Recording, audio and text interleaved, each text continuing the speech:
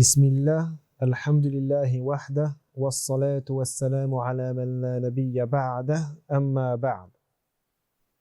Nous avons vu dans la vidéo précédente qui est le savant qui a le droit de donner son avis dans des questions religieuses.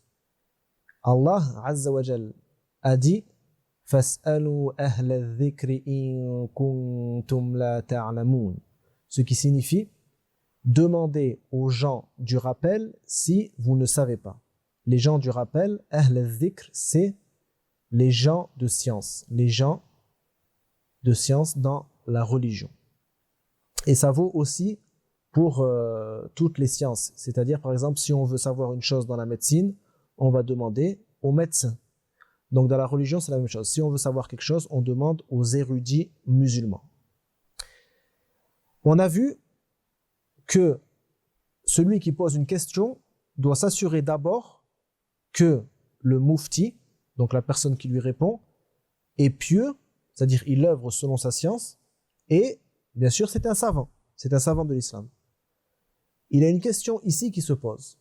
Que faire si deux savants ont la même science, mais que un est plus pieux que l'autre?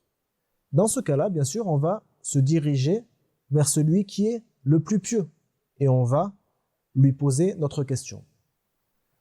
Si un des deux est plus pieux que l'autre, mais que le second a plus de science, donc on en a un qui a plus de science, mais il est moins pieux que l'autre qui lui a moins de science, que doit-on faire? Dans ce cas-là, les savants ont divergé. Certains savants, tels que l'imam al-Shatibi, ont dit, dans ce cas-là, il se dirige vers le plus pieux, parce que lui, il œuvre selon sa science, et il a toujours peur de faire quelque chose qui serait détestable auprès d'Allah. Donc, on a plus confiance de ne jamais tomber dans le haram, de ne jamais tomber dans l'interdit, en lui posant la question à lui.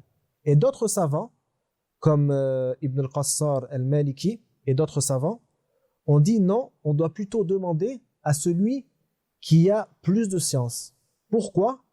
Parce que celui qui a plus de science connaît al-rukhas, il connaît les choses qui facilitent aux musulmans, sans pourtant être haram. Il va savoir faire une fatwa sans être trop dur avec la personne qui pose la question. Donc on se dirige vers lui parce qu'il va nous donner un chemin licite, un chemin halal, sans être dur envers nous. Et donc ce sera beaucoup plus facile à la personne posant la question d'œuvrer selon les règles religieuses. Et cet avis est le plus fort, insha'Allah. Wallahu a'lam. Allahumma salli wa sallim ala nabiyyina Muhammad.